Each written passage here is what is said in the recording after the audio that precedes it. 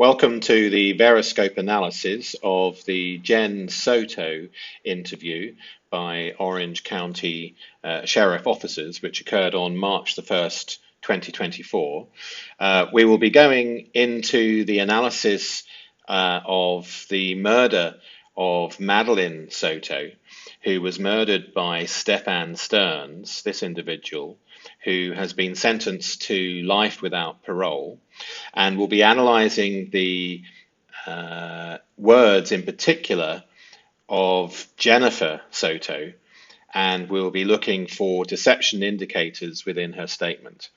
So if we start off with the first part of the interview, and then we will go into the actual analysis itself. The lies are about money, they're about where he's at, what he's doing, what's he... Yeah, all that. To his parents? Yeah, he's stolen money from his parents. They used to have a few $1,000s hidden in like a closet for emergency fund kind of thing. And during COVID, he stole, like, he wanted RC cars. See, if he wants something, he's gonna get it. Okay, let's look at the analysis so that we can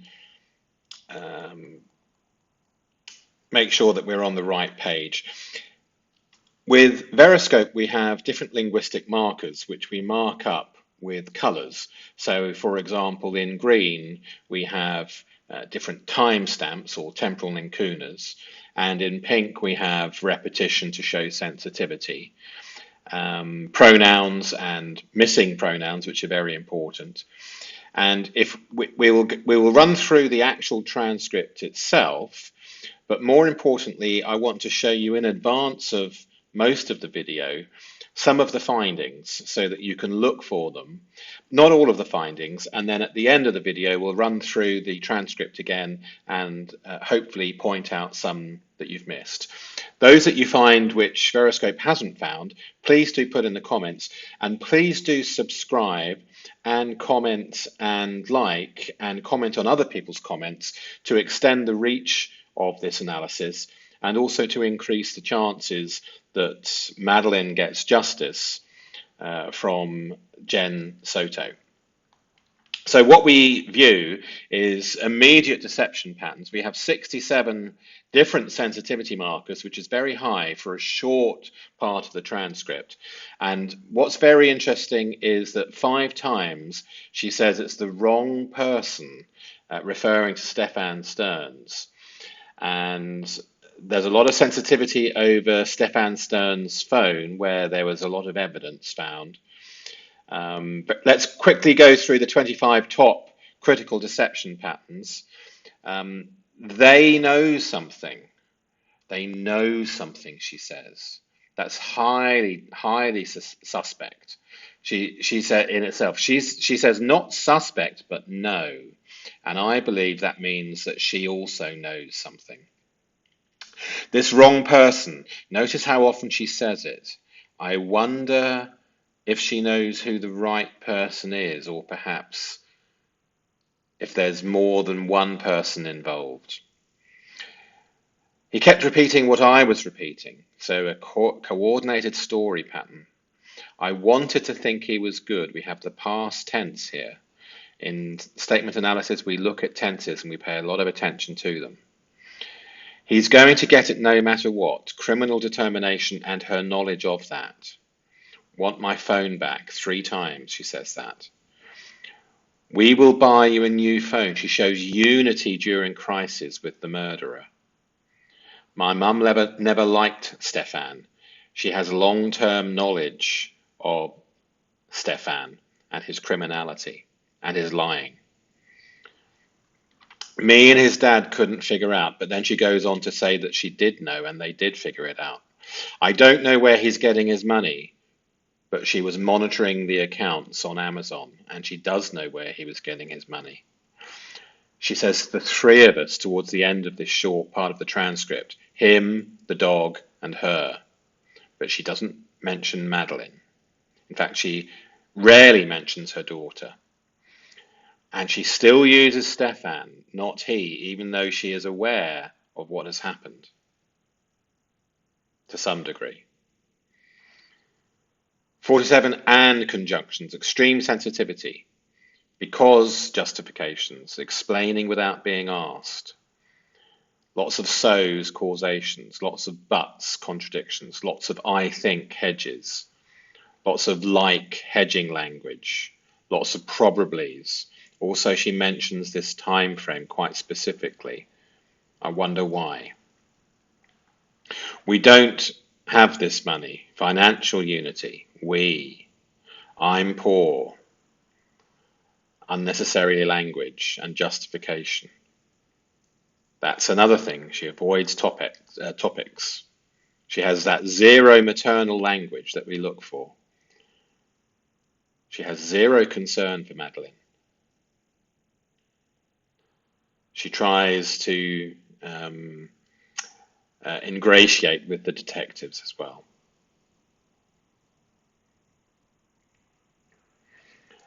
So this is what we would expect from a genuine, authentic mother who is in absolute panic and is terrified, but we don't see any of this. And instead we see the need for Stephan to get a lawyer. They have the wrong person. This is very concerning. Wanting the phone back, his money, his packages, Amazon. This is what she's concerned about. His lying patterns, his parent problems, the hotel arrangements for her. This is her concerns, nothing about her daughter.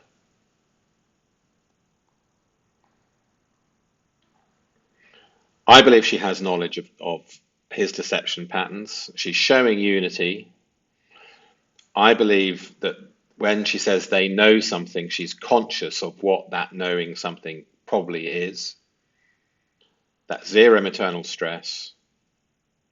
I think she's coordinating their joint defense, the phone panic, and, in my opinion, strong consciousness of awareness and guilt. Knew his theft patterns, knew his lying methods, was monitoring his Amazon accounts, knows mother doesn't like him, knows he's a master manipulator. And we have this complicity action and this consciousness of guilt action.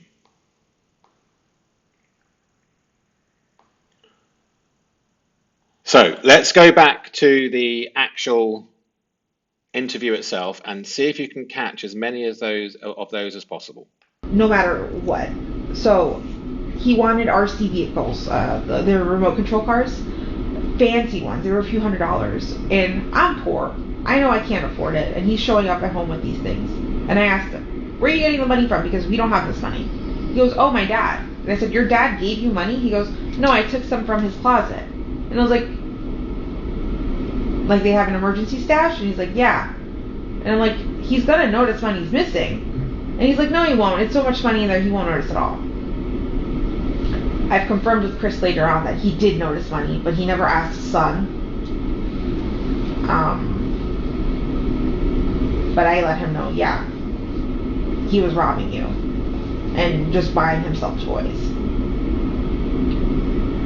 He's also lied. Most recently, he lied to his parents about where he would be. He told them he would be at his friend's house playing video or board games or something like that, but in reality he came all the way to Kissimmee to hang out with us. Okay. But you guys were together Wednesday? And she's benefiting from this theft, and she's fully aware of it, and she's fully aware of the Amazon account spending. And here, in my opinion, she's trying to blame Stephan as opposed to being a complicit thief in conjunction with Stephan. After all the interviews, did he stay Wednesday? Would you? I know Yes. we had some detectives go meet you guys Wednesday, I believe it was. Yeah. Were you guys in the house together till detectives came? Yes. What kind of happened after detectives came?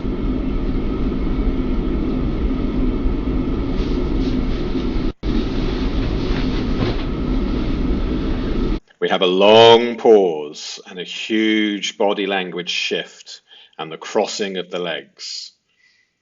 She doesn't want to explain what happened in the conversation.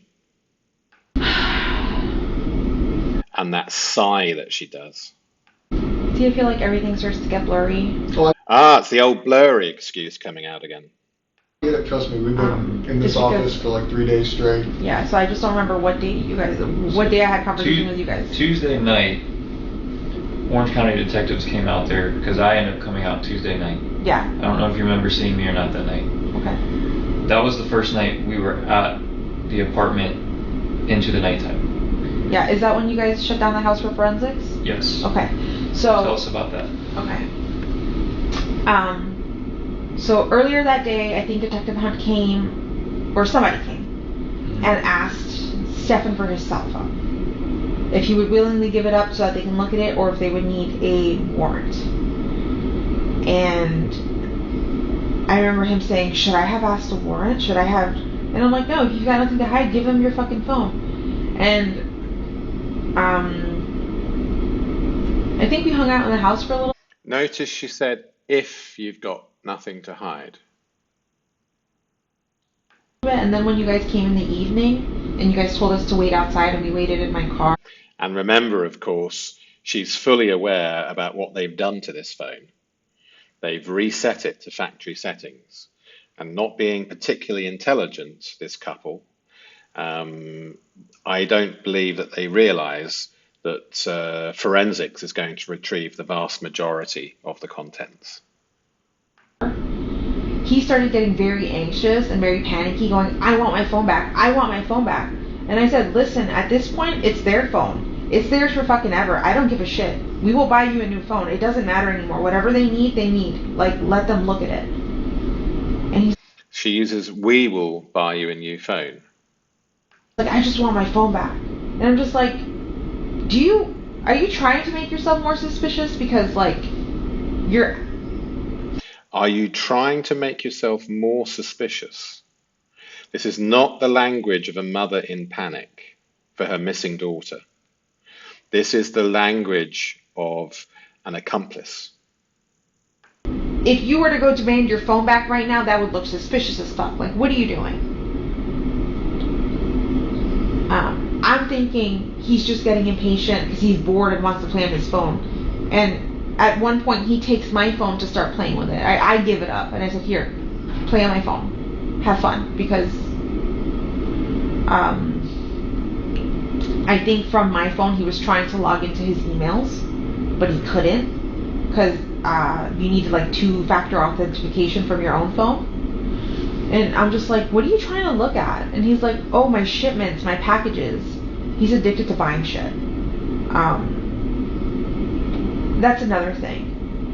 Me and his dad couldn't figure out where Stephan was getting money from to buy stuff since he's been unemployed the last 2 months, but he's constantly buying himself packages, buying himself things off of Amazon, buying himself things off the line. Is this stuff you can confirm, or you think he's doing this? What? Buying packages. I can confirm because I am linked to his Amazon account, okay. And his parents can confirm whatever UPS packages or whatever he's getting at home. But I'm linked to his Amazon account. If you guys have my phone, you'll see whatever shipment. I think most recently I did like birthday party. If you see birthday party stuff, that was me. But everything else, him. He's constantly buying stuff and he doesn't have money. He keeps saying he's got money in his savings, but me and his dad call bullshit because he hasn't had, when he lived with us, he was struggling. His dad was helping him pay his bills, paying his rent, paying his gas, paying his insurance. Stephan was helping us, supporting us by buying food and all that stuff, but I don't know what he did with the rest of his money. And I don't know where he's getting money from now. Okay. You were telling us that he was trying to log into his emails. So he's trying to log into his emails on his phone. And I said, 2-factor authentication, you can't do anything. You're just going to have to wait till you get your phone back.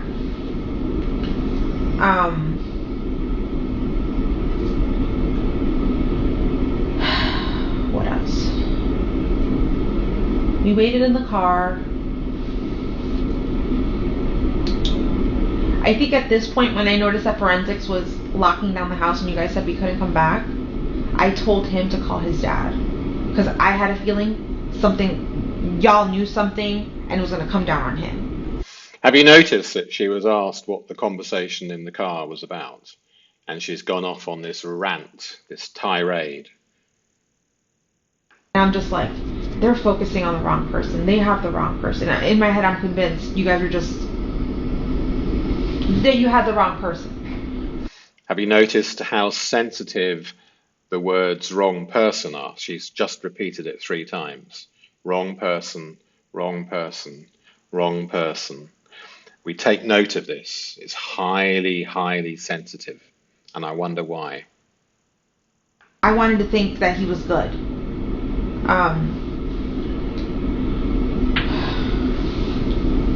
Before we get ahead of that, what is the conversation like between you two when you're in the car? Because y'all were in there for a good while we were trying to figure things out at your apartment complex or your condo. What's the conversation like inside that car?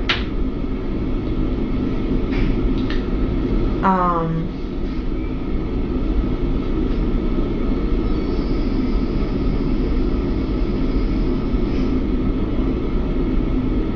trying to think back to what exactly we were talking about.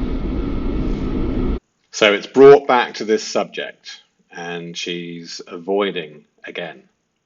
I know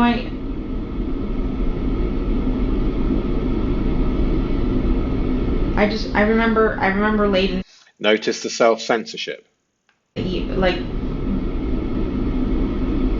when you guys let us know we couldn't come back, and I called his dad, or we called his dad.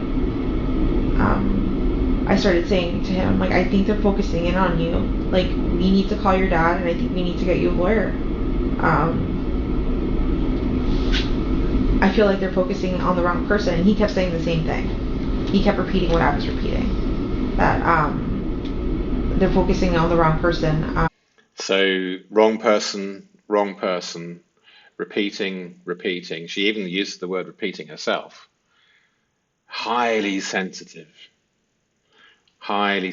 talking about getting him a lawyer because they're focusing in on him. She has no concern for Madeline. The forensic linguistics are entirely wrong. This is guilty knowledge. This is consciousness of guilt, and this is complicit with the criminal. She's fully aware of his crimes and his thefts. She's involved in them, in my opinion. They're wasting time there.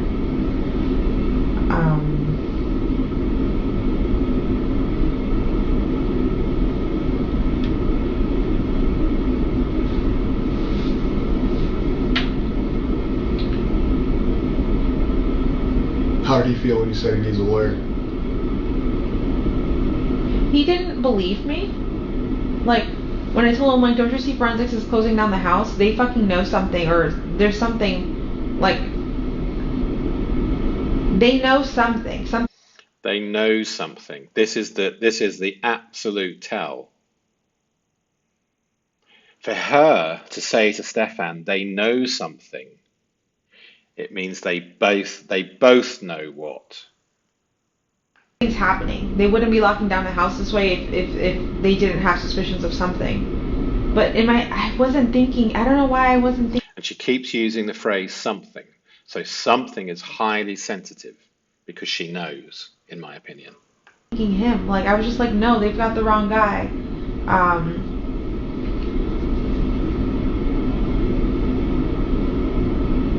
They've got the wrong guy.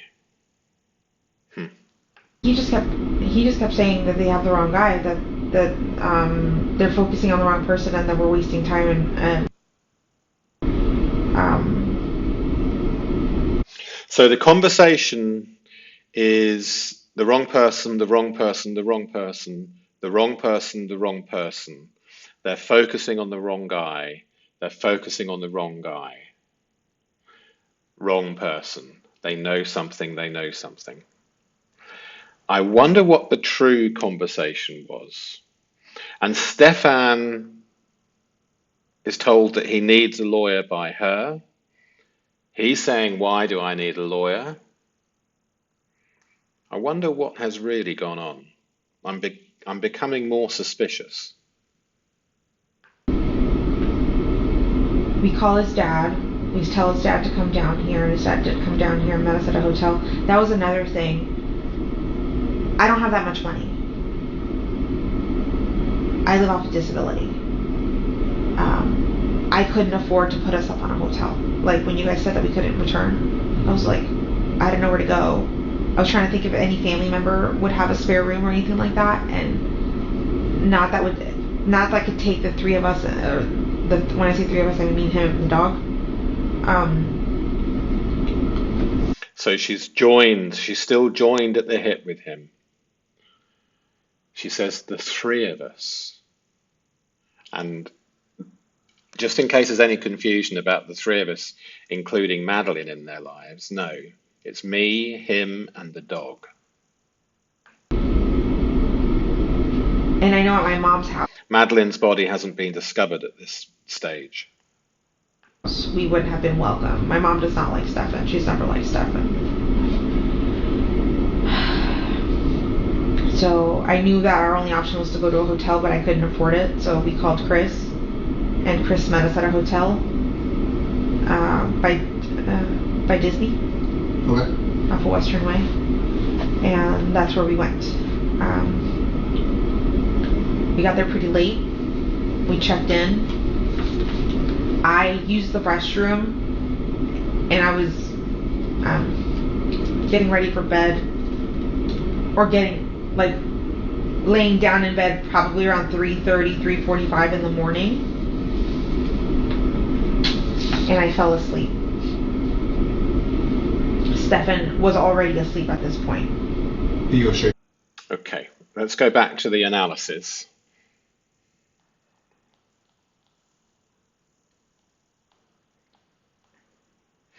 So let's look at the patterns. We have lots of ands, some buts, lots of ands, some likes and becauses. So we see on the face of it what appears to be deceptive architecture. She provides extraordinary detail about Stephan's lying patterns: theft, financial deception, parental manipulation, and the pronoun we appears when discussing money they don't have, showing financial unity. She knew he was a master manipulator, in her own words, who stole from his parents, yet maintained the relationship, and her Amazon account is being used to purchase goods.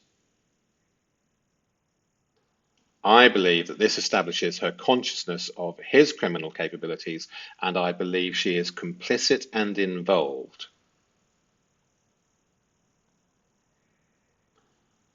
So the phone panic.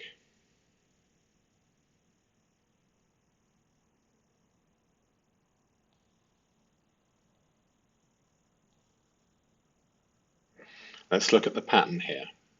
We won't spend time going through the actual transcript because we've just heard it.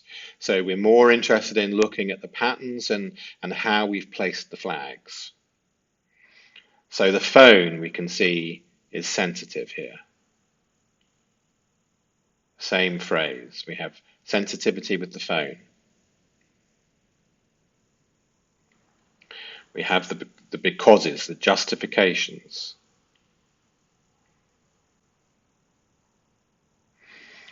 So the pink repetition, want my phone back, 3 times reveals extreme sensitivity about the phone's contents. She acknowledges his panic was suspicious, yet gives him her phone, facilitating potential evidence destruction. But the excuse was that he wanted to play games on it. I wonder what else was going on with that phone. We know that he set, and she's helped him reset his own phone to factory reset settings. I wonder what's going on with her phone. She brings it up, and she's sensitive about it. She's sensitive about the phones. The we will have to buy you a new phone shows continued unity even during this crisis, or his crisis rather. She knows he's desperate to access something on his phone. It's not just bored. It's not just playing games. There's something else going on with these phones. Of course, there would be, wouldn't there? There's been a murder and there's stuff on the phones. Is this stuff you can confirm or you think he's doing this? Questions the question. Buying packages. Because I'm linked to his Amazon account. And, but, because, ands, buts, becauses, ands. So here we have the deception architecture that she uses.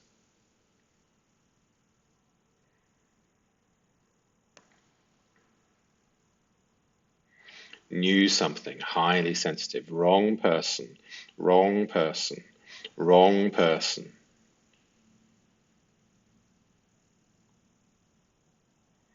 She's linked to his Amazon account and sees constant purchases despite unemployment. The repetition of wrong person 3 times shows extreme sensitivity. Knew something. Reveals her consciousness that investigators had discovered evidence, and yet she still shows allegiance and party to the crimes. I wanted to think he was good. Yeah, I don't believe that.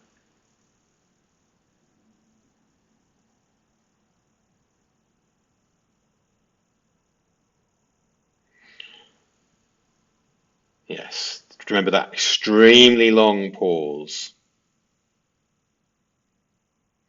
She's very sensitive to the conversation inside the car. She's highly sensitive to their conversations per se.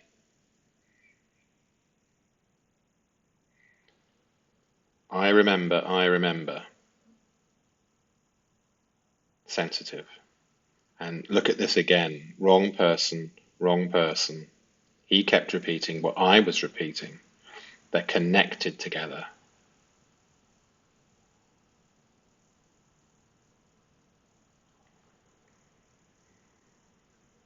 They're focusing in on you. We need to get you a lawyer. How did he feel when you said this? He didn't believe me. This is interesting because I wonder if this is true. Like when I told him, don't you see forensics is closing down the house? They fucking know something. Or there's something self-censorship, like they know something. Something's happening. This isn't concern for Madeline. This is concern. They fucking know something about herself. I believe she's involved in the crime. Possibly not just the cover-up. He didn't believe me. The detective says, how did he feel when you said he needs a lawyer? He didn't believe me. It's interesting, isn't it?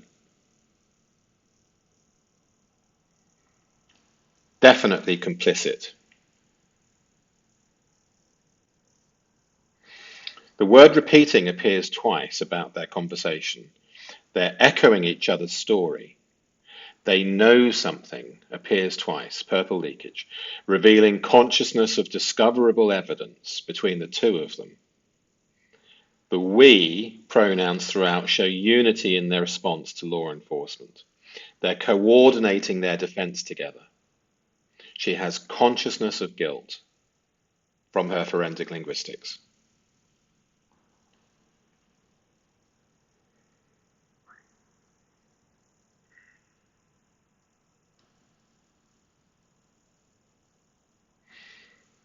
Okay, so the hotel isn't as sensitive overall. We have less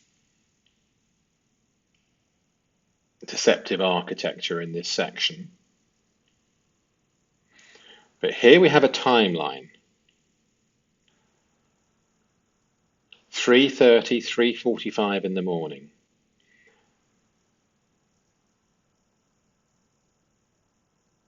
We take note when we see specific times. The continuous we and us pronouns show Jenn Soto never separates from him psychologically. Her mother never liked Stephan, revealing long-standing family concerns that proved prescient. She counts him, the dog, as the three of us. Her daughter Madeline is completely absent from her consciousness.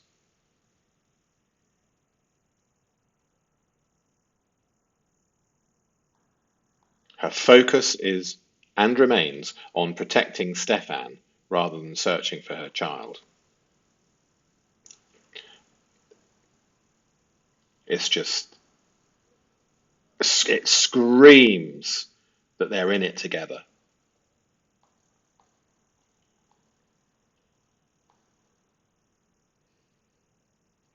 The timeline. Madeline disappears. Forensics lock down Jenn Soto's house. They arrive at the hotel.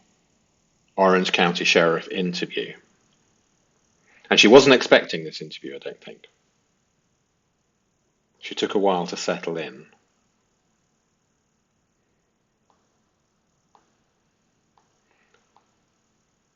So lots of deception in this very short segment. And 5 times the wrong person is said. Highly, highly sensitive.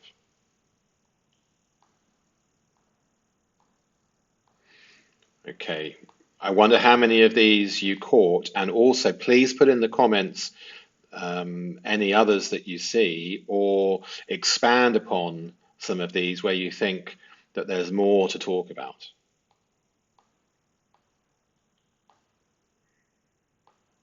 Here we talked about the expectation, which is very important in statement analysis, often as important what is missing as to what is actually there.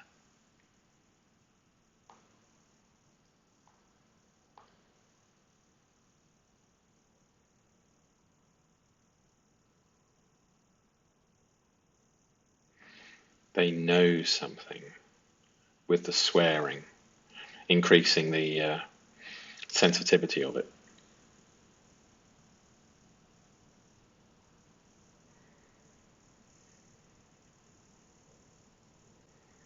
I think she's involved in the theft from Chris, but retrospectively attempting to blame it all on him. But she knows that this money is appearing from Chris. From his stash, she says. They suspect something, they think something, they found something, they're investigating, they're looking into it. What she says, they know something.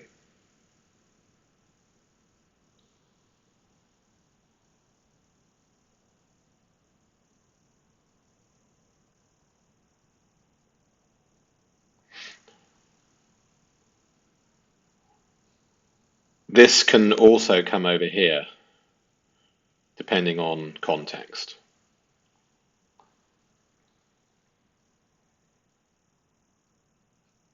My mum does not like Stephan. She never liked Stephan. Long-standing recognition of the danger of this man. She chose him over the family concerns, over her daughter's concerns.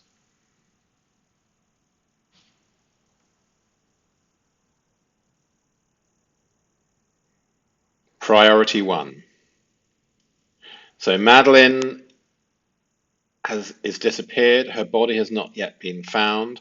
I would imagine by this stage she's seen some of the evidence and has possibly been told that it's most likely that Madeline has passed away.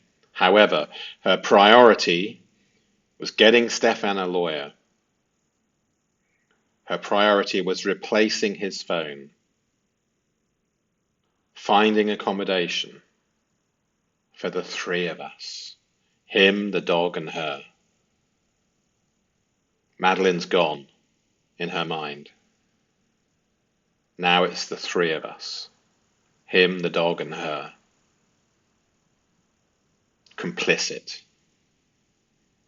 Priority 4, explaining his criminal patterns in detail, which is prior knowledge. She hasn't just suddenly discovered this. And this, I wonder what everyone thinks of this. They have the wrong person. And I don't think she's referring to a stranger. They have the wrong person. That's interesting, isn't it? Not once, where is Madeline? Zero maternal distress language in the entire interview. When 25 independent deception indicators align, and this is a very short section of the interview. If you've watched the previous 4 videos, the deception, when we add up the deception patterns, and we're not even halfway through, extreme deception, extreme complicitness, if that's a word,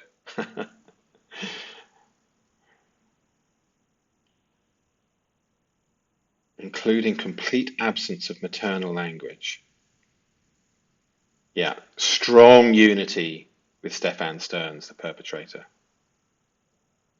Consciousness of knowing. They know something. And so do you, Soto. Not suspecting.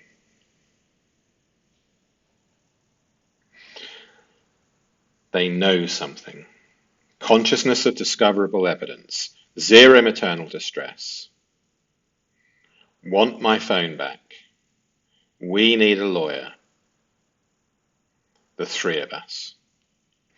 Okay, so that brings us to the end of part 5 of this police interview.